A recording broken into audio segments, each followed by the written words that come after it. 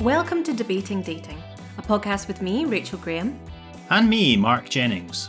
We're two single friends, and every episode we'll be discussing our differing perspectives on an aspect of modern dating. We'll be sharing our honest insights and experiences as platonic pals who are not afraid to give each other the unvarnished truth. Or laugh at each other's bullshit. So, this week we are going to be talking about losing your virginity.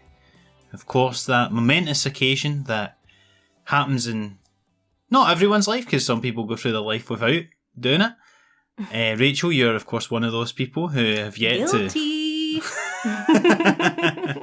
One day, Mark. But it's always a memorable experience. Usually most people seem to have quite a kind of embarrassing or experience that they probably, want to forget for one reason or the other, whether it's embarrassing, just a bit shit, or, potentially traumatic, which we'll try and, keep it light. But reality is, it's not always fun. So yeah, that's what this week's all about, losing your virginity, that coming of age moment, pardon the pun, and oh God. And we'll be discussing that, and we've got some submissions on it as well. Yeah, I think it's interesting, I was always kind of taught that it was a really, really big deal, and that it really mattered who it was with and where it was and how it came about, and that it kind of needed to be special and perfect. And I think there was such a pressure. There was a pressure for it to happen at a certain age and all that kind of stuff, and then there was a pressure for it to be perfect. I don't know if you felt the same or whether you felt like you wanted it to just be over with. I want to ask you two questions. Who was teaching you this stuff and who was pressuring you? It was a mixture. I don't know. I think it came from films, especially growing up in the 90s. I think it came from Sixpence None the Richer, Kiss Me's playing. There's fairy lights and candles and all that stuff. And it's someone that it's the jock or whatever, even though that didn't exist, all that kind of shit. But I also think the BAM. The BAM is the joke. But then I think that our friends, we kind of you'd have sleepovers with your friends, and you'd be talking about who do you think you'll have it with, and kind of anticipating, and we kind of bounced around all the kind of expectations of it as well. And I think that probably came from the media, but I think that it's just a natural thing as well, that you kind of want it to be right and special and kind of a bit perfect, which obviously it's never going to be at whatever age it happens. I actually don't think there's a good age for it to happen at all, because you're either too young, it's at the right time, but it's going to be awkward anyway, or you feel a wee bit too old, so there's no kind of sweet spot. And also I kind of find this a bit funny. My mum was saying to me, obviously we didn't speak about sex very often, apart from to kind of tell me what it was. The birds and the bees. The birds and the bees chat. I never got that chat. I'm sure I was definitely told about it, but I don't remember there being a specific sit down cheesy chat. But I do remember my mum being just make sure that it's with someone you love.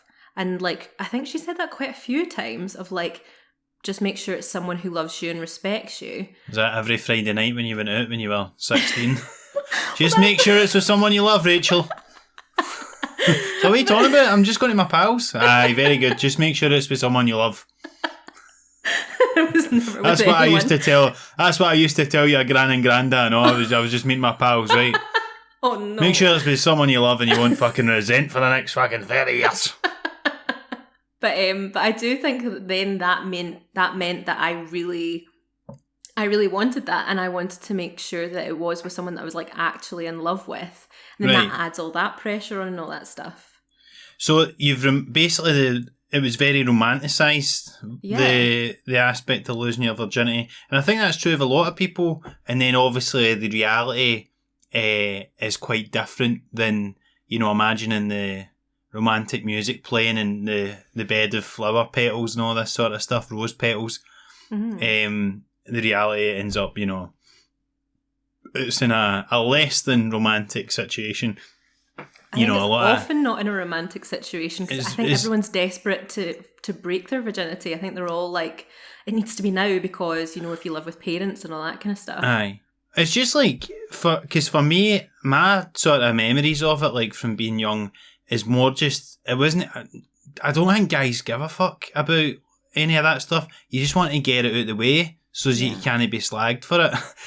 I remember being like going to school one time on the bus, and I think it was actually it was like a couple of the older guys for like a couple of years above in school, and one of them was going like, oh, like, you need to know be a virgin by the time you're, in fifth year, by the time you're 16 or whatever it was. I can't remember what the exact age was, but like, I remember somebody getting told that, and there's always a big thing for a guy to just be a virgin. I don't know, was that the same for yous? Like for girls, is it like, do you not want to be seen as that, or is it like more you want it to be right?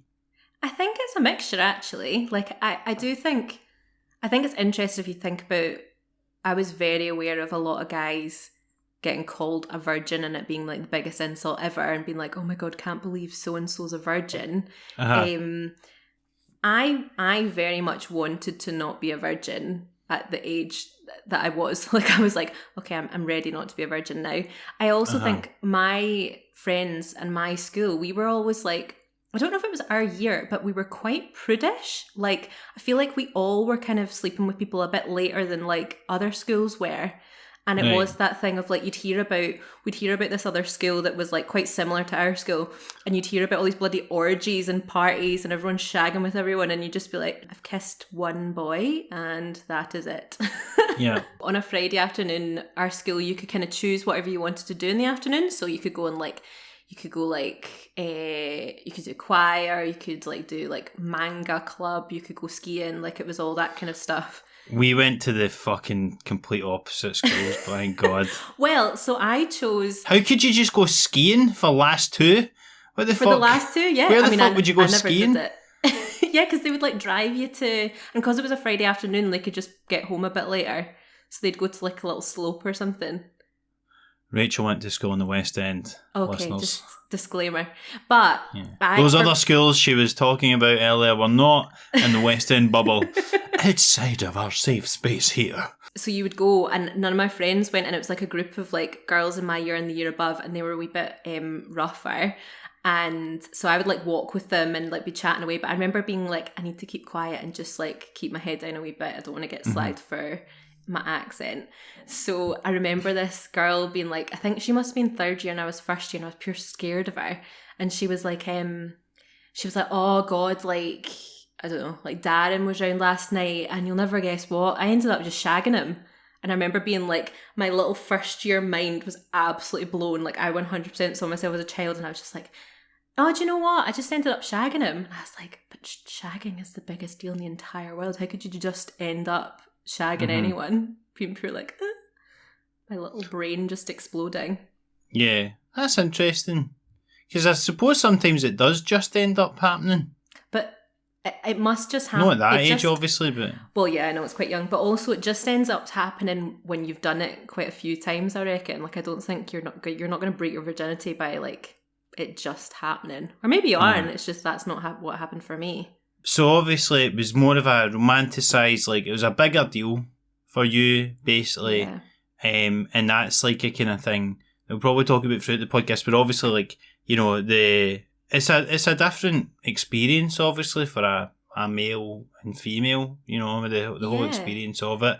The biological, physical aspect of it is obviously different. And even when it comes down to that sort of stuff where, for me, it was like, you don't romanticize it or anything. It's just a thing you want to do to have done it. You want rid of it. Do you know what I mean? Whereas I think that we are kind of taught quite wrongly that like your purity and your, you need to be like a good girl and you need to make sure that you keep your, your quote unquote virginity and all this kind of stuff, and you're taught all that kind of stuff of being like, oh, don't break your virginity too young, don't give it away too early, or else you're like tarnished goods.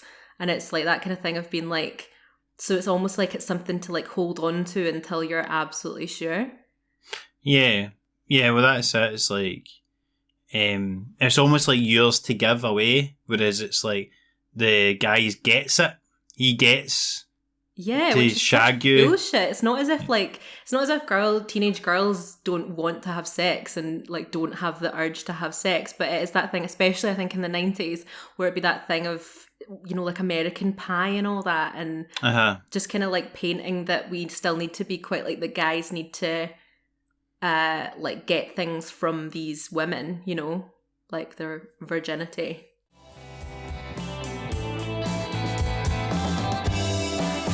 So we've got a couple of clips. This first clip we've got is of someone's experience of losing their virginity, which could have went one way, but then fortune decided that it actually ended up a wee bit better.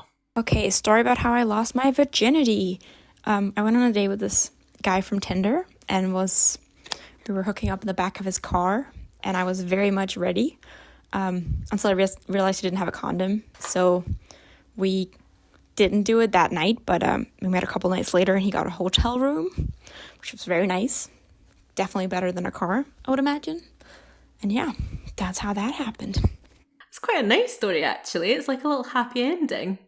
Aye, I mean, you're about to shag in a hotel for your first time having sex. You were going to do it in a car for your first time having sex, and then you end up in a hotel instead. It's pretty much, I suppose, opposite ends of the niceness spectrum of how you can lose it. Saying that, didn't specify the hotel they were in, or to be fair, the car. Maybe the car was really nice. Maybe it was a Ferrari and she ended up in a fucking Premier Inn, in which case you'd actually probably prefer the Ferrari, if anything, you know? Yeah, I think that like car sex is always the thing where it's like, it's kind of, you think it's going to be the most sexy thing in the world, and then the reality is awful. So imagine that actually being your first time. And also, not to bring it into this world, but there is a thing that when it is your first time, there's like chance of there being like blood. So it is that thing of like, imagine the upholstery. Like, that would be a nightmare.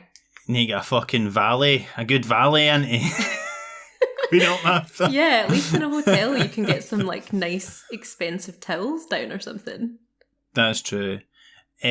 No, it's interesting because I bet you like a high percentage of people's first time is in a car. That's obviously like a big thing in like American movies and sitcoms and that, obviously, like because they can drive at 16, I guess, there, and then I suppose like, so you always see it's like they go up to the hill, where it looks on the city, and then it's like after prom. It's always after prom, and then it's like they don't want to be a virgin when they're going off to college. So they do it there, and then that's kind of common thing. But even here, I think, because it's like obviously your first a lot of people's first sort of experience of freedom is getting a car, because like if you're 17, you're probably still living with your parents.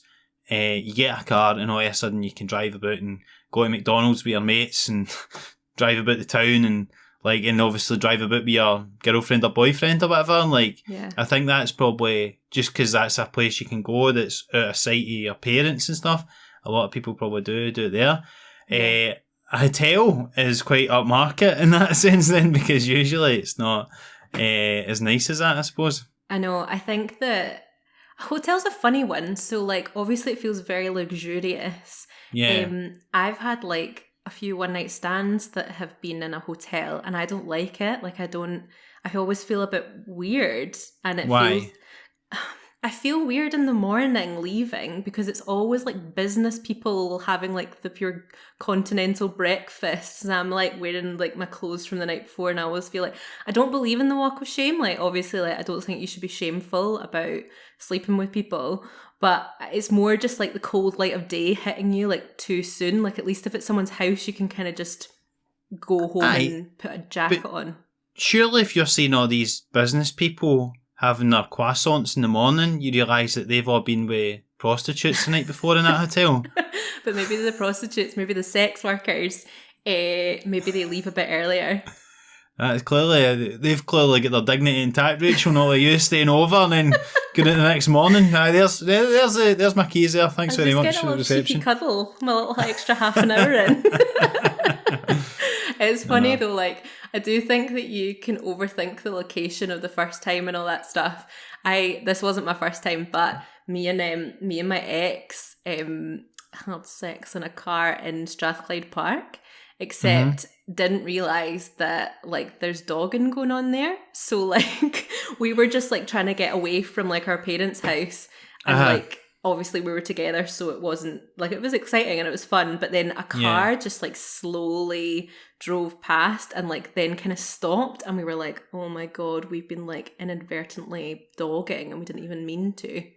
Well, that's the double-edged sword of these sort of secluded places where you can drive to in the middle of the night, you know, to have it off. Is that, you know, on the one hand, it's like it's away from houses and, you know, places where you might get seen. But on the other hand, if it's such a good location, it might be a dogging spot and there'll be other people there watching you or whatever. I've never really understood dogging, like, because dogging refers to both, like, shagging in a car, but also watching other people shagging in a car. Is that right? Yeah, I don't think there's like a differentiating word, which is weird, because No. I'd want to make it clear that I would be the one having sex, because I think there's more power in being like, well, I'm the one shagging, rather than the one that's just like with binoculars. There's got to be a differentiation between the performers and the audience members. Do you know what I mean? Yeah, I am the star. I would just like to make that really clear. Didn't do all these years at theatre school for fuck all. Do you know what I mean? I have a master's actually, so I just want everyone in this room to know. And obviously, she mentioned there as well, condoms as well, like, which is, I guess, a big deal, especially because, like, you know, first time, you've got no experience with that, really. Again, from the guy's point of view, like, you don't know what the fuck is happening, right?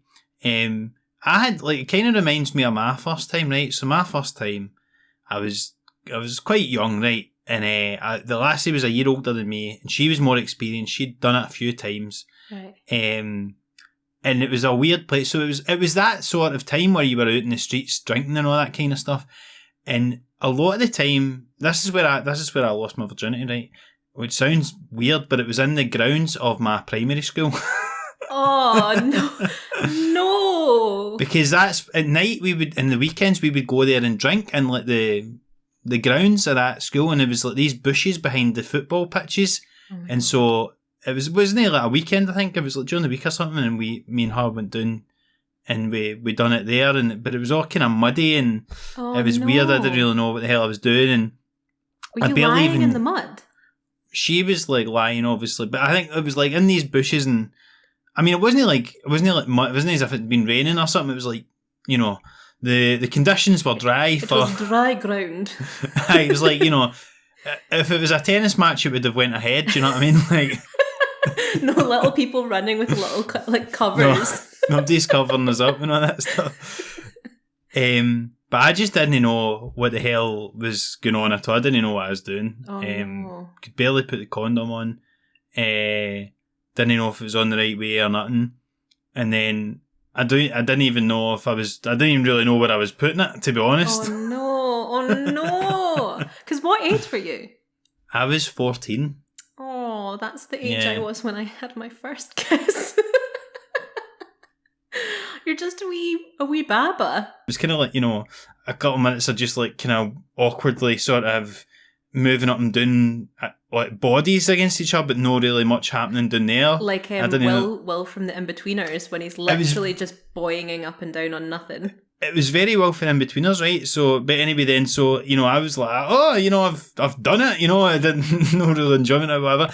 And then it was like, and I just thought, I've done it, you know, whatever. And everyone was like, oh, Jennings, yeah, whatever. Like, oh, I can't believe he's done it and all that stuff. But as I say, it was barely even like an actual but I mean, shag. It does count, doesn't it? Because it's that thing of like, even if we're talking about like heterosexual penetrative sex, but like, you're about to take a drink, like, yes. But we're talking about like heterosexual penetrative sex, and it's like that is what to give it his sexy name. I know. But do you know what I mean? Like, what an episode! What a laugh this is. We are talking today about heterosexual. Stop doing that voice as if that is sex. me. But do you know what I mean?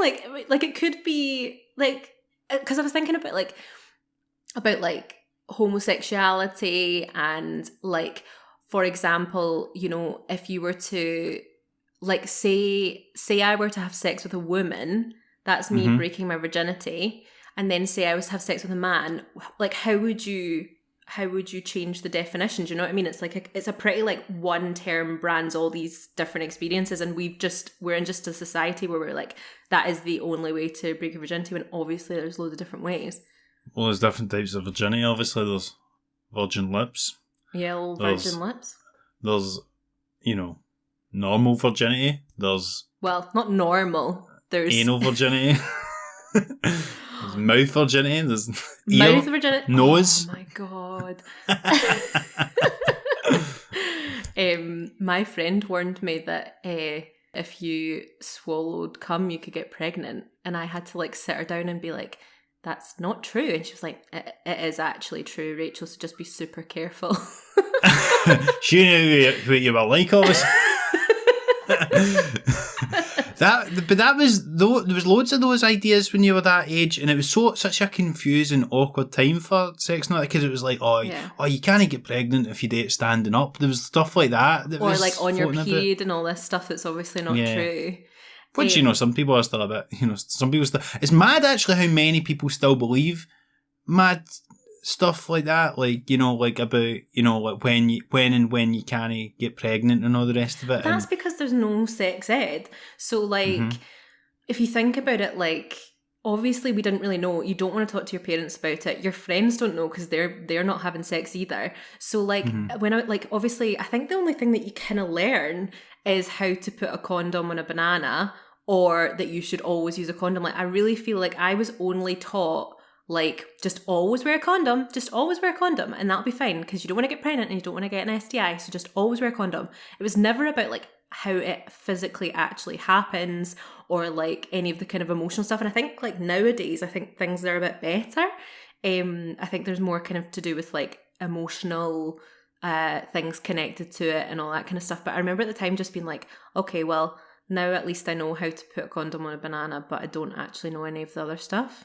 I didn't think I really got any sex ed, certainly not in high school, which was weird. But I think for me, like, go back to what she was saying in that voice note, she actually get quite...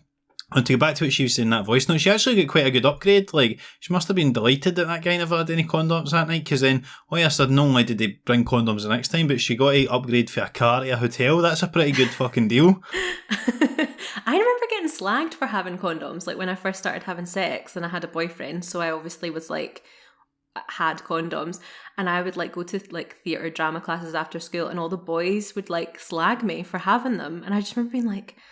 How did they know you had them? Because they were in my bag. Were you flaunting them? Would you have a see-through bag? Like, where see condoms, let me get my dildo. No, it's not that. Okay, where is it? I just want everyone to know that I'm having sex. Yeah, I could imagine you doing that, actually. I could imagine you, like, pure flashing the condoms, like, so as everybody sees. I waited a long time in my defence, so I think I was allowed a little, oops, I didn't mean to drop this out my bag. So you did admit it? No, So you did I actually... knew you were going to think I was being serious there. I could imagine you, like, try to get all the credit, like, the guys at drama class are going to think I'm so cool when I tell them, and everyone's like, hey! Yeah, they thought it was weird. That's an interesting thing, though. See, when I broke mine, and I remember going into school the next day, and everybody's like, oh my God, Jennings, and people are giving me high fives and all this sort of stuff. Oh no. What's the reaction like? Like, is it the same when you break your virginity? Like, what were your pals like with you? Yeah, because I was 17 and I was so ready to have sex. Like, I was like, I would very much like to have sex. And we had this thing that, I don't know where it came from. I think a boy in our year had said that when he was going to break his virginity, he would text all his friends saying Boom City. So it was one of those... things where we were like, oh my God, haha, Boom City, Boom City. And then when it happened, I was like, I think I'm going to text my close friend saying Boom City. Because, like, why not? It's your first time. And all my friends were, like, buzzing. I was like, I was the first, I was, like, the oldest in my year as well. and I was the first of like my close group of friends to have sex. And I remember just being absolutely buzzing. And then me and my like boyfriend at the time, I think it was the day after, we were like walking down the street and we bumped into my friend, and she was like, "Way, like, how are you two? Heard you two had a fun night last night." And she like, it was almost as close as like high fiving, and she was probably like, "Oh, like she was kind of congratulating him," and I was like, "Oh my god!" But How did he feel about that? I think he thought that he was quite cool because he was the year below, so it was pretty ideal for him to be going out with a girl in the year above and to shag her because it was his virginity as well. So sure, we were double whammy, virginity. That's interesting. I wonder whether that's better to have it two people that have not done it before, because like it's an awkward one, like, because you don't like, you know, especially as you get like a bit older, like you don't like, obviously even like talk about, let's say you're 21 or something, you don't want to be breaking somebody's virginity at that age. Do you know what I mean? Because you kind of want somebody with a bit more experience or whatever. And I suppose because you know it's such a big deal for that other person, you don't want to be like, you know, like you kind of think, oh, it should be, you know, special or something like that, or be somebody that you've been going out with for a while or whatever. I really liked it because I was very much like, I was like, I love him and he loves me and all this kind of shit. And also, I think a lot of my friends were like, oh no, you want your first time to be with a guy who's experienced and good at it. But I felt like there was such a pressure lifted because I was like, well, it's going to be painful. So like, at least we're both experiencing the awkwardness and the weirdness together. And I didn't want to feel that I was like, I suppose it would have been kind of nice to get taught, but at the same time, it was that kind of thing of like the pressure wasn't on me. It was kind of new for both of us. Yeah. So you're not getting judged by someone a lot more experienced. You're both at that beginner stage. Yeah. Level 1. Aye. Yeah. Well, we mentioned that obviously in that last one that it's often rare to have a kind of place, you know, like a house free or whatever that you can go to do it for the first time. But this next clip we've got was actually an occasion where they did have a place free and they took full advantage, and here's what happened. So, my first time, I was shite. Well, we were both shite, actually. Sounds like your first time, Rachel, there, by the sounds of it. I was great. So, I'll paint you a picture. We were 15. It was my high school girlfriend, and it was the night of the fireworks in Edinburgh, like at the end of the Fringe, and my pal's parents had gone out to see the fireworks, so she had a free house. So we all went round there and got bevied, and me and my high school girlfriend decided to do it, and we chose the floor of my friend's parents' bedroom to do it. We were too scared to use the bed because that just would have been wrong. So yeah, that's a bit of respect, to be honest, right? That's really respectful. So we were doing it, and it was awkward, and neither of us were moving particularly well, and it was like angular and weird, and I was getting carpet burns on my knees and my elbows as well, because we were on the carpet. And to add insult to injury, me and my pals were getting a taxi back to kind of where we lived, and the taxi arrived before I could finish, so then I had to sort of quickly run out, and I was actually quite glad the taxi was there because it was a bit awkward and stuff, but I had to run out and I didn't have time to dispose of the Johnny, so I had a taxi ride home with the condom still on.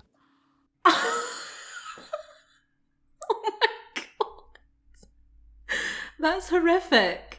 That is quite the experience having the. Wonder how long the taxi ride was, where he's just sitting like, aye. What you been up to tonight, son? No, not much, no. Oh my god! It's a good thing that he never you know, it never kind of spilled or something. It would have been a 50 quid fine for soiling in the taxi, man. Oh, that's so horrible.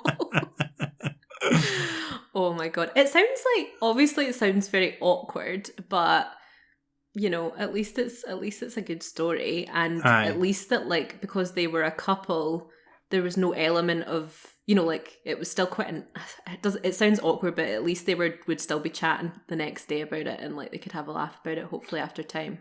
Aye. Do you know what's weird? That actually reminded me, because, like, so see the second time, which I guess technically was actually the first time if you're considering what I was saying about my first time, but the second time technically that I had sex, it was a similar thing. It was 5th of November, so bonfire night. So my mum and dad were away out to see the fucking fireworks, and I knew I had like a couple of hours window, and I remember me and my mate were waiting he was going out with the girl I was seeing's pal, and so me and him were like waiting at the corner of their street.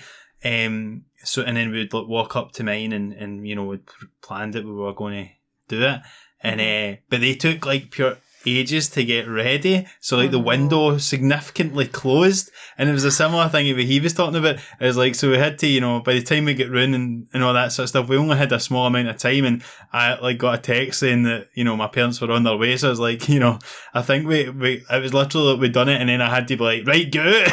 Oh my god, that's horrific. Which it's is against the clock. But it was because of she had to leave, or my parents would come back and find out and all that sort of stuff. So it was like, so the classic thing that you're not meant to do as a guy after sex, I had to do basically because of the time constraints. You'd have had to have been like that to your parents. So how long do you think you'll be out for? Yeah, as if they would have no idea. They'd be like, he's at it. I know. I do wonder that, because like even with like, when you come in, when you've had a drink when you're younger and stuff, and like your parents don't say it to you, they must kind of know.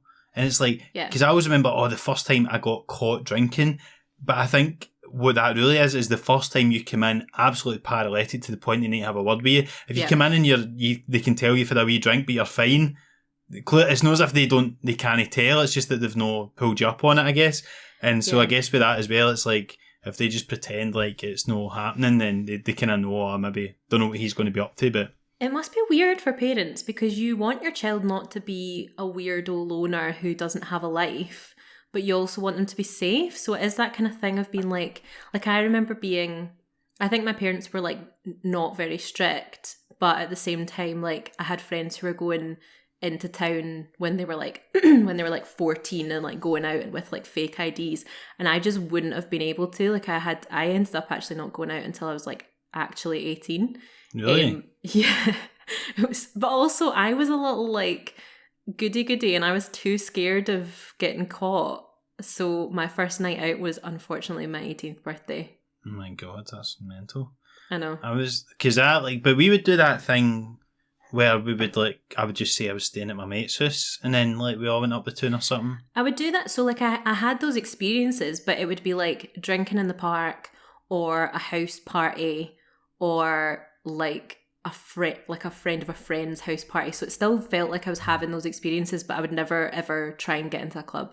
Yeah, that thing in the clip though, like see the thing with the condom in the taxi though, that's such a even I can't really think of a specific example that happened to me, but I just think like that thing of no knowing when to take it off, or no taking it off, or having it on slightly too long, that's such a common thing, I think, in those sort of first experiences, because you just don't know right for wrong. It's like, maybe I'll just wear it before I go out. Just have it on the whole time. Stick it on before you go out to meet the person and all that, just walk about. I used to think about that. I was like, what if you just can you just wear it all day, and then just in the off chance? You're like, I'm ready. Yeah, you just never know. But yeah, it doesn't quite work like that. Oh my god. Yeah, I had so many experiences where like when I started sleeping regularly with my high school boyfriend, we would always like think that we were remembering to like dispose of the condoms, and just never actually, like, we would always like, oh, this is so embarrassing. So like he would take them with him, like say there was like a couple, he'd take them with him and bin them in like a bin outside. But one time he dropped one and neither of us noticed in the hall, and my dad found it. Oh my god. Embarrassing is that? Oh, that is fucking horrendous. Also, I feel like I think my mum was very aware that I was having sex, but I don't think They my probably dad fucking was. heard you if you were in the house. Well, we would do it. We would mostly do it. We would do it when they were out. Oh my God. but And so so did they never embarrassing. say anything to you about it? My mum, oh God, I'm actually like, feel like I'm going red. My mum was like, had to have a word with me and say, listen, your dad found this and that should never happen again. So stop using condoms, Rachel. That's the Yes, point of please. this story. No, but it's so embarrassing. And also, like, the first time that he had to stay, I had to ask for him to stay. And then I remember my mum making a joke that she had this kind of like yoga mat, like it was like a long thin thing that was like a roller, and I was like, please can he stay? And she was like, well, we'll have to phone his mum. And then we had to phone his mum and ask for permission from the mum, and the mum was like not okay with it. My mum was kind of okay with it because remember Amber's like the year older, and then they basically both kind of were like, okay, fine. And then my mum was like, well, we'll have this roller as long as you have this roller between you, ha ha ha ha ha. And I remember just being like, oh my God, I'm obviously gonna shag him, but I can't the first time. That is fucking brutal. So embarrassing. It's embarrassing as well because horrendous. you kind of, it's fine if they know, but it's when they kind of acknowledge it and you're like, please stop. Yeah, totally. Because do you think your parents knew? Well, I can't remember like the first time I would have brought someone back to the house. I was certainly out of school and all that. Like, Yeah. I wasn't that young when I started kind of doing that. I was at uni and all that stuff by that point. So Yeah. they've always been quite. They don't really ask. They just kind of like they're quite sound about it, to be honest. But like, but I have got mates who like even moved out not that long ago, and like they weren't really able to bring people back and all that still. It's weird, like how it depends on. I think a lot of I guess a lot of it does come down to your parents' expectations of you and stuff like that, and like because one of the things I was thinking about is like because I know I used to work with a couple of girls who were from like Muslim backgrounds and stuff, and they would often have these kind of like almost like secret lives, like for what their parents knew, and like as far as their parents are concerned, they were all virgins, and and they didn't, they would always be like kind of having to, let's say they were going to their cousins, and then they would be going out and and they would be drinking and they would be shagging and all that stuff, all this stuff that was totally against their parents' sort of. So like their expectations of them or whatever. Or there was ones who would just kind of stick to it all, even if they didn't really believe, and they would just kind of do what their parents tell them. And I think it's interesting. And I guess a lot of it still comes from like, I guess now our generation don't really care so much about religion for the most part, but there's still like, I think a lot of people of our parents' generation, did kind of bring up their kids like that. I remember, so this like, I remember I seen this girl a good few years ago now, right? And we'd been seeing each other for a wee bit. And she was from Northern Ireland, right? And like so we'd been seeing each other a couple of times. She lived in student halls, so we'd go back to hers and we'd kind of fool around and all that after a certain point of kind of knowing each other, we'd fool around and all the rest of it. And we would. But we wouldn't be having sex, right? And we wouldn't be doing that. And then we got to a point where we were kind of fooling around and doing other stuff, as people say. But anytime like we went to take that next step, it was like, no. And I was like, which I was obviously right, okay, cool, like she's not wanting to do this. But at the same time, it just was a bit puzzling because I was like, it just would seem like the natural sort of, next phase, natural progression. And like, clearly both is, were wanting to, we were both sexually, whatever, aroused or whatever. So I couldn't quite get my head around like what the problem was. Cause she was like a couple of years in at uni. She would always talk about her ex and stuff like that. And I was just like, I just didn't, something quite didn't fit. And then one night, we're kind of in the same situation and then, we're kind of, things were getting a bit more hot and heavy, and then she said no, and then she's like, I'm a virgin. And as soon as she said that, it was like, the penny dropped for me, and I was like, oh, this is why this is such a big deal, because she'd mentioned her ex a lot, that didn't even cross my mind that she would be, and because obviously the age she was, it was like 22 or something like that, so you just wouldn't expect somebody to be a virgin at that age still. Yeah. So as I say, it just didn't add up. I was like, I don't get like why like this is like, as you say, the natural progression that you'd kind of normally expected wasn't happening. Not as if like I thought I was entitled or anything. Obviously, it's like, people want to wait, they want to wait, which is fine. But usually, if that's the case, like all the vibes I was getting was like, and the other stuff we were doing, kind of normally that would then progress to actually having natural sex.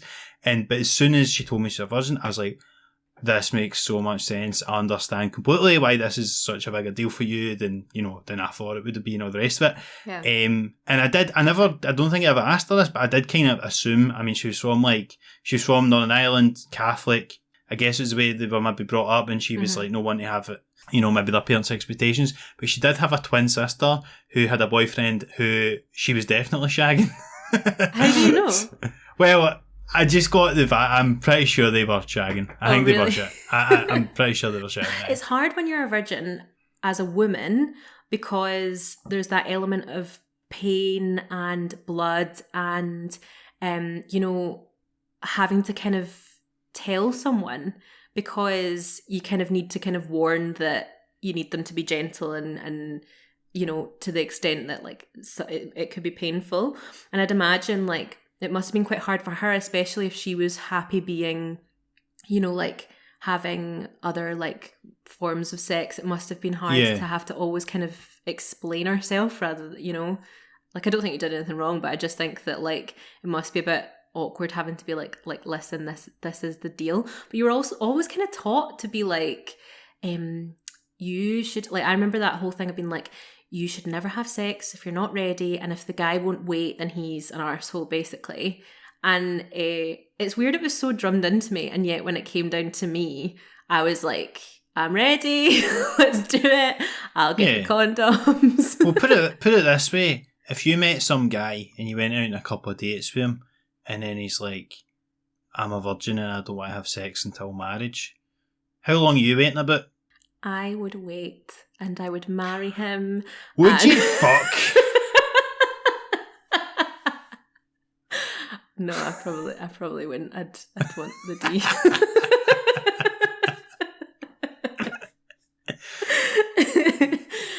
Do you know, funnily enough, going back to that submission, talking about taxis and stuff, one time I slept with someone and then I had to like sneak out because his mum was in, and I had to sneak to the bottom of the stairs, and then he was like, right, like bye, like okay, goodbye, and he'd like ordered me a taxi, and then I was like, okay, and then I went to leave and I opened the door and the door was locked, and it was one of those like, those white doors that you have to like push up and then put the key in and all this kind of stuff, and I remember being like, oh my god, she's gonna come out and find me, it's gonna be so bad.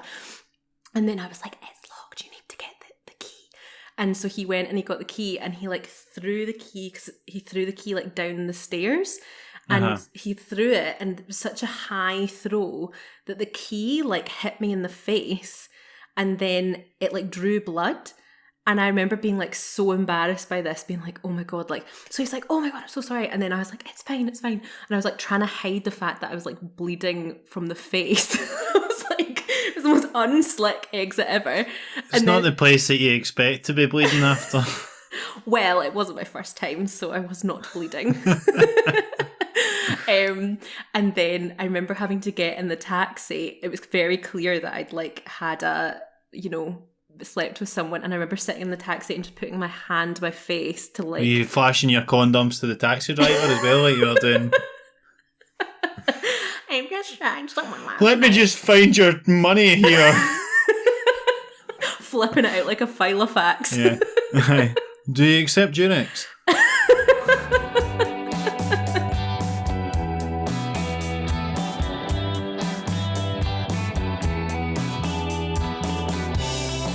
So, a lot of your first time, and sex in general, but certainly if you build up your first time as a big deal, a lot of it you want the mood to be right.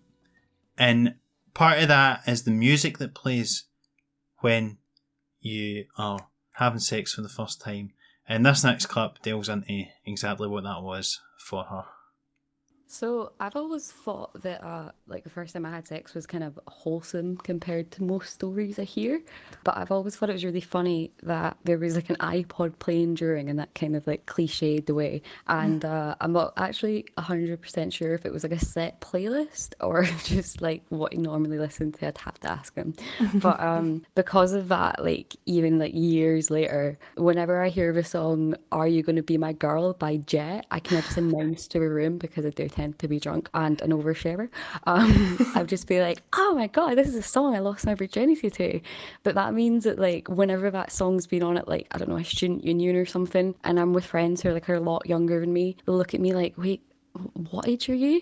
It then got me thinking, what the kids would be listening to these days, because I don't really think that I'd want to like break it down my first time to like some sad Billie Eilish tune or something like that. This sounds very familiar, and it is funny, isn't it, thinking like how long ago you broke your virginity, like, and how long you've been sleeping with people now. Like, I did mine like over 10 years ago, and me and my flatmate actually one night were like, let's dance to all the music from the year that we broke our virginities. Get Marvin Gaye on. I remember when this came out. It was the day I broke my virginity back in 1974 or whatever. I don't know. Yeah. I think music during sex is such a weird one. Like, I had a friend who broke the virginity to the Lord of the Rings soundtrack. I'll find the one ring. Oh! You set yourself up for that one. I know.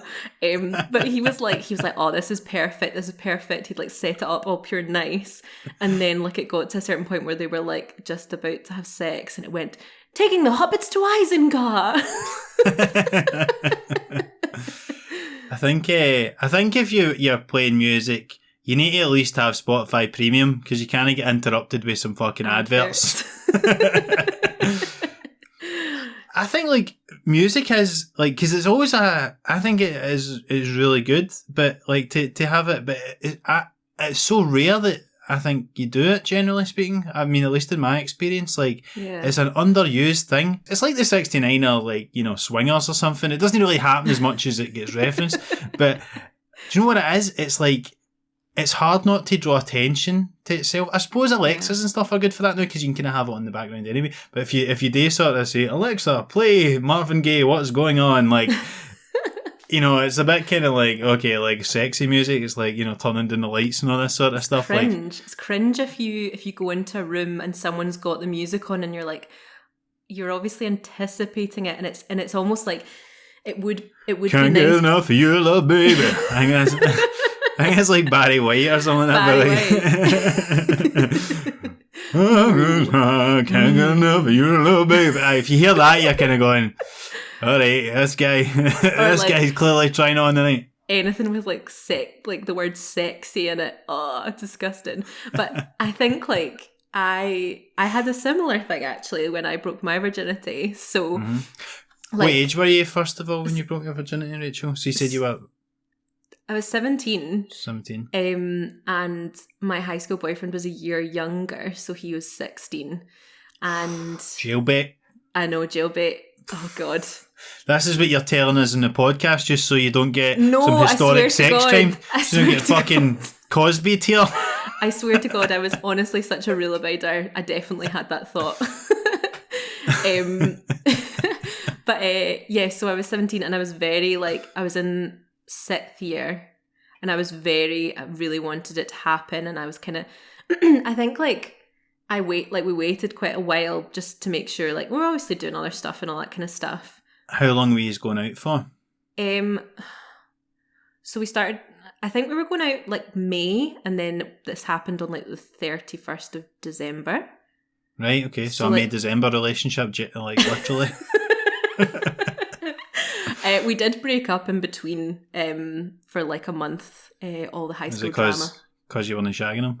No, it's because he kissed someone else at a party, and I actually... And you still let him be the first one to... I know. I found out at school actually, and then my friends were all like, Rachel, we need to tell you something. And then they told me and I was pure heartbroken. And then I went home and I broke up with him on Facebook. Like I didn't tell him. I just like did it by Facebook of being like, Rachel Graham is now single. And I was like, I thought that would hurt his feelings. And it did. It worked perfectly. How did they manage to get you back? It was like a month of being in the same classes at school. There was all the kind of like high school drama. And then I can't remember. I think I wanted to get back with him. So it was almost like I like took the time out to be like sad. And then I was like, did he give an excuse for? He was drunk. Yeah. It's never an excuse, ladies. It's never an excuse. It's never an excuse. Keep your lips to yourself. Right, anyway, so we've already established you've done it with somebody that you shouldn't have, but go on. But it was quite funny. So like I was like very keen for it to happen. And like obviously he was too, and we'd like done stuff and all that kind of stuff. And just like, because it was the timing was right mainly, is that what you mean? Time was right, and also I thought I would pure loved him. Do you know what I mean? The time was right. I thought I loved him. You know, like I thought it was. I also had very low self-confidence, so I genuinely didn't think anyone else would want to, which sounds so sad, but I was just like, I know, but like it is that thing when you're a teenager, you're just like, it was like... You've certainly disproved that over the years, Rachel. Excuse me.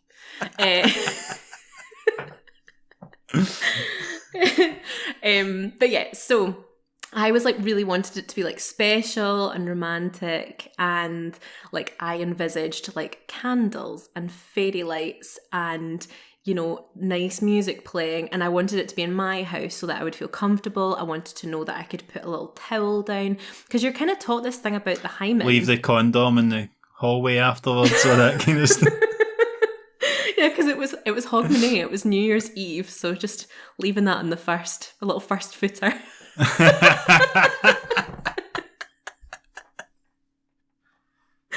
Oh god. Every time we talk about this I get embarrassed. Anyway, so this is your choice, this is your suggestion to do this episode, so listen, this is fucking what we're talking about. So basically I wanted to be in control of all the things that, like, for example, like worrying that it'd be painful, and you were taught about the hymen and all this kind of stuff, and you know, you are kind of aware that the hymen is this, like, obviously it exists, but that like it can be broken with a tampon, or it can be broken from horse riding or gymnastics and all that kind of stuff. But at the same I'd time, always wondered about that. Sorry, but I'd always wondered about that as a guy, because like we don't know a lot about. Certainly, I don't know a lot about the hymen really, and it's like I always did think like. Because even, like, I suppose, like, foreplay, would that maybe not break it? And I was always wondering, like, how would it only be, like, you know, the first time you actually have real sex that it breaks, but it does break in other ways? But that's why it was such bullshit back in the day, like when you think about, you know, like Tudor times or like however long, where it's like where if you have sex on your wedding night, you're meant to, in some customs, bring the white sheet out and show the red blood to prove that she was a virgin. On the washing line the next day, like, yep, that's us, fucking sealed the deal. Consummated, But also, like, that's what's so sad when you look back on history and you think, well, there's so many other ways for this hymen to get broken, and yet all these women were fucking, like, you know, like falsely accused of not having, like, of having sex before marriage and all this kind of stuff if they didn't bleed and all that kind of stuff, when actually the bleeding is usually just like not force, but it's just that your body is like not used to something as large, basically, as well. Like my older relatives and stuff, they've told me stories about, like, obviously, like, so aunts and uncles that, or like great aunts and uncles or whatever, that maybe had, like, you know, basically had to have a shotgun wedding or whatever back in the day, because that was, you know, if somebody got pregnant and you had to get married to them, sort of thing. Like, so you weren't able to wear a white dress or whatever. So like, somebody in my family, apparently, like, that happened to them, and they wore like a light blue dress to their wedding, but obviously in all the pictures, black and white days, looked like a white dress in the pictures. How convenient. I know. But that's also the mad thing about marriage and all that, and how, like, being a virgin, like, the whole term of, like, virginity is so like fucked up in the sense that it comes from like, you know, the word virgin obviously comes from like the Virgin Mary, but also it comes from the word virgin only referred to women not having sex, and it only Right. evolved over time into being like An anyone insult who's for not... men. But it is Fucking that virgin thing. man. And it is that thing as well that like it kind of also comes down to in like films and TV and all that like women are only ever seen as the virgin or the whore, quote unquote virgin or the whore, and how that like, and I always think of like Dawson's Creek with like Michelle Williams, who was meant to have had sex in like high school, and she was just treated as this like slut shamed and all this kind of stuff of being like, oh my god, she's had sex before, blah blah blah. And then they idolized like Katie Holmes for being like a virgin and being like, she's so beautiful and girl next door. And it's that thing of like that you can't have sex and also be like a good woman or a good person. Yeah. I've never seen Dawson Creek, but in my head what I was thinking of was Frasier. You had Roz, who was the mad shagger, and then Daphne, who was like the angel, you know, like, Yeah. and, you know. Honestly, so many. If you look at lots and lots of films, you will find that in every single film in some way or the other, and that's what's so frustrating is that like there's Even in the Bible, if you think about Mary, Virgin Mary, and then Mary Magdalene. Exactly. You know, the old sex worker back in the day. Yeah, apparently. and she apparently wasn't even a sex worker in real life or something, but it's that thing like... I mean, none of these people existed, obviously, but like... Yeah. Kidding on, if we've got any devout Christians that are believing no sex before marriage, then obviously we're joking. As you were. Carry on. But anyway. Nobody who's devout Christians listening to this podcast, I don't think. Or maybe they're desperately listening because they want to be a little promiscuous person. Finally, an episode for me on virginity. Speaks to me. So I really wanted it to be special, and I was aware that I wanted to put a towel down because I didn't know what it was going to be like. You don't know how much blood there's going to be, and I did feel like I felt like it was the right time. So I remember me and my friend, I was too embarrassed to get condoms, so my friend went in, and my friend is like tiny, like 5 foot. She also looked like very young at the time, and she just like... Why did he not get them? Why did your boyfriend not get them? Because he wanted to get the free ones from Sandyford. The NHS shities. NHS shities. Fucking I Durex. wanted the best. I wanted Durex, yeah. I was like, treat yourself, you know? Absolutely. So basically he was like, yeah, I'll get them. And then he just wasn't getting them. And then it was like, I knew that I would have an empty house on New Year's Eve. So I was like, right, well, he's not doing it, so I'll just do it. So I got my little 5 foot friend who like looked like so young to just like wander in and like buy them. And I remember like, bear in mind, like I was a lot taller and I looked a lot older, and I was like, I don't know why I didn't do it myself, but I got her to go in and buy them. And yeah, and she got long lasting ones. So, you know, the long lasting ones have like a little... I was optimistic for the first time. I know, right? But you know that they have like a little thing to... Yeah, that's like why numbs. they're long lasting. It's like a numbing agent. Yeah, which is actually really bad because I didn't realise that, and so I didn't tell him. So the first time it lasted so long, like 45 minutes. And he was really proud of himself, and he was like telling everyone that he lasted like 45 minutes, but it was because it was long lasting condoms. I lasted 45 minutes, but to be honest, I didn't feel a thing. I don't know, this sex shit's overrated, man. I don't know what everyone gives a fuck about it. Numb. But that's like, there's an episode of Curb Your Enthusiasm and they use those condoms, but Larry puts on inside out, so Cheryl's vagina's are numb. Oh no. Oh, numb vagina. Yeah, so anyway, so like I was all sorted. I had everything kind of like lined up. I was like, I knew what I was doing, and I made it really nice. I actually had like a little loft bed. So I had like this tiny room, and it's got like little stairs up to it, and it's got like a little loft. Like a kind of army bunk bed sort of thing. I like to think it's like a little princess bed, but I only think that because our friend was like sleeping in it one time, and he's like a little princess, just like in his little tower. But like I did like fairy lights and like not candles, but I just made it nice.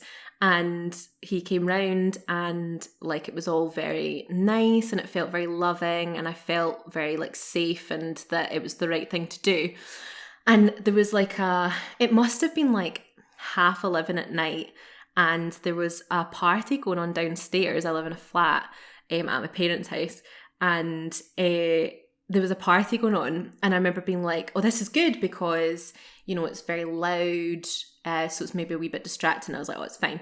And then as we were like literally, it was physically about to happen. And I remember just like taking that moment of being like, oh my God, I can't believe this is happening. It's like, I don't know how else to say that. Like it was actually just about to officially happen and go in. Yeah, I was trying not to say that. It was literally like centimeters. And the music changed and the music went on to Tiny Tempa Pass Out. I don't know if you remember how that begins, but it goes da-na-na-na-na-na-na-na-na. And I just remember being like, oh no, I can't believe my first time is to Tiny Tempa Pass Out. And it was one of those things where it was like I couldn't have stopped him because it would have ruined the thing. So I had to just like sit and go, okay, great. Like this is my virginity song that happened. So it happened. And the whole way through the song, Tiny Tempa Pass Out. Yeah. Do you remember the lyrics to that? It was I just remember Pass Out. Yeah. And it was like, what was it? It was like, no, I mean, Tiny Tempa already is no great connotations. You don't want tiny anywhere near when you're having sex, really. It was from like the guy's perspective. Now I drive past the bus I used to bus for or something. I don't know. Just like it's a proper one.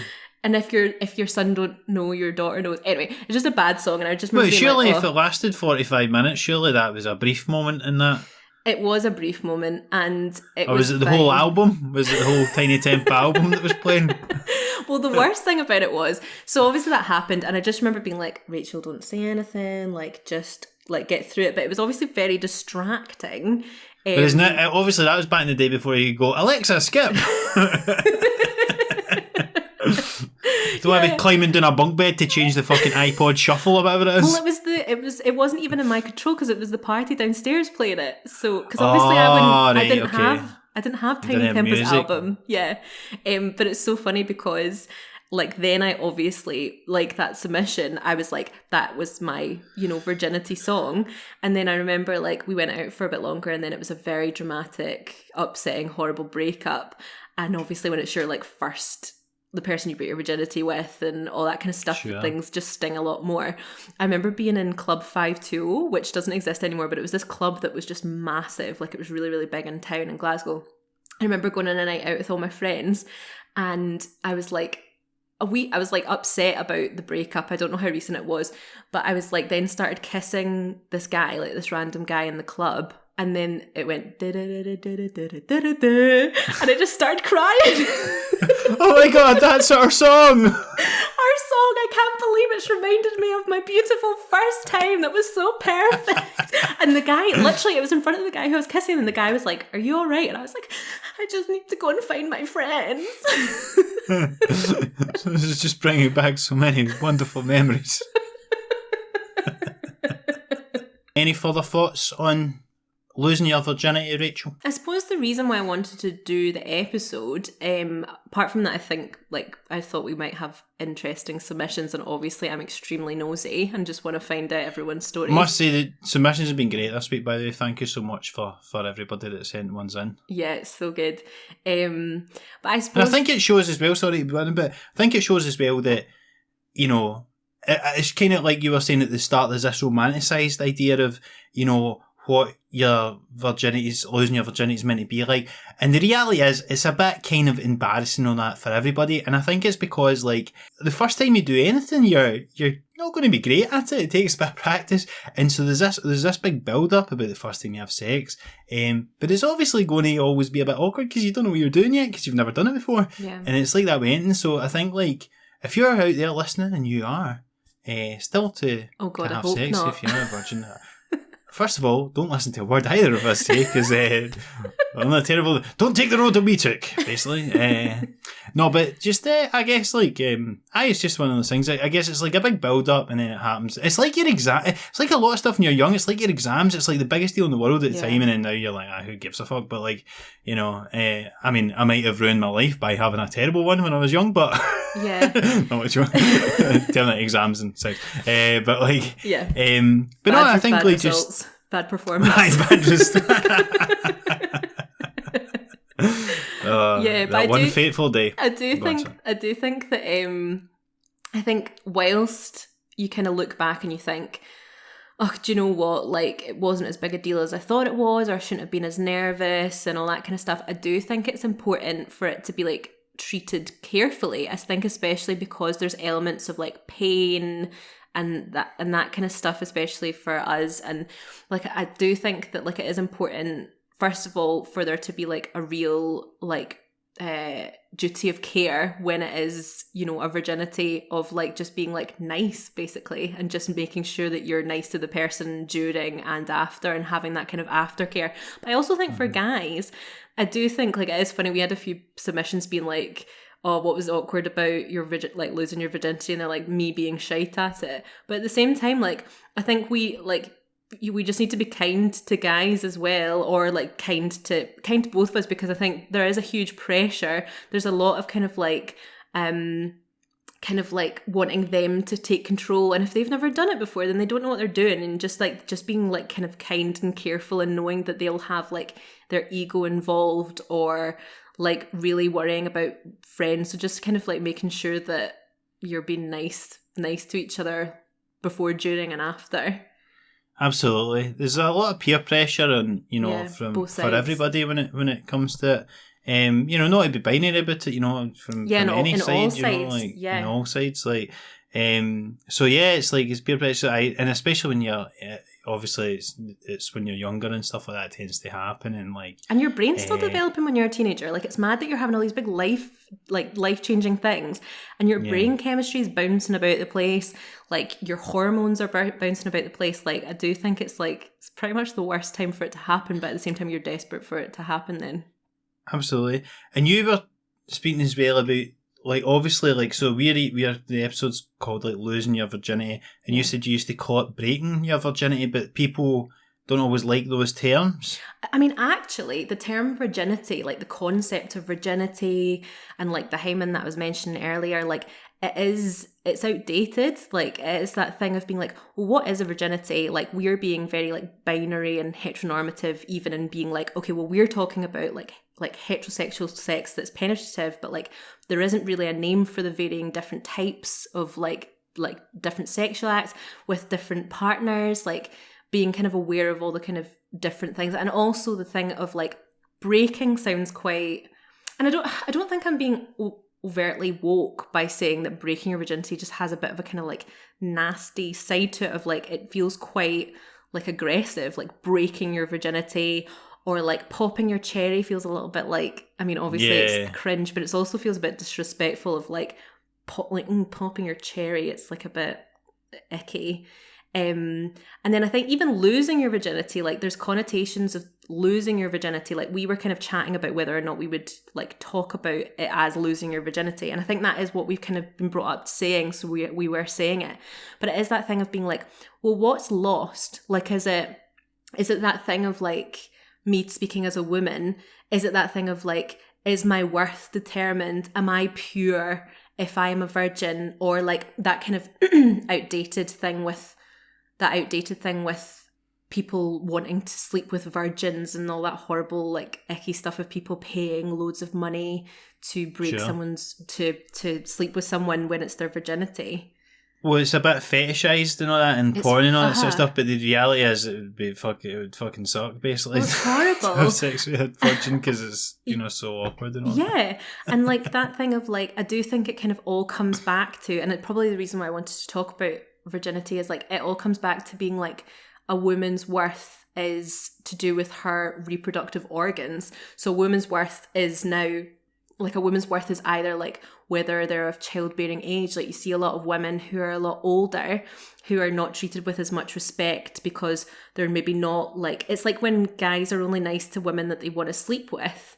So it's that thing of being like, okay, well, if a woman looks like she's not like of childbearing age, they're not treated as nicely, and it's all that kind of stuff. And I think it's that kind of thing of when you sleep with someone and when it's referred to as like losing your virginity, like is it there's connotations of like a woman's worth is being lost, like because she has given something away. And actually, we're not giving anything away. We are engaging in the moment of mutual consensual sex. So that's why I think the whole term of virginity is actually like, it's a little bit like perpetuates that thing of just being like, oh, well, a woman is only good until you can have sex with her and then you can dispose of her because you've got that thing and she's lost the power. And I just hope that we're moving away from that and that people are more aware of being like, you know what, someone can sleep with you and they shouldn't be any less in your eyes, and they shouldn't be discarded because actually they're still a functioning, valuable person who should be respected. Yeah. Whereas I think, because obviously, you know, for guys, it's also called losing your virginity, which basically boils down to, oh, thank fuck I get rid of that. Whew, I thought I was never losing that.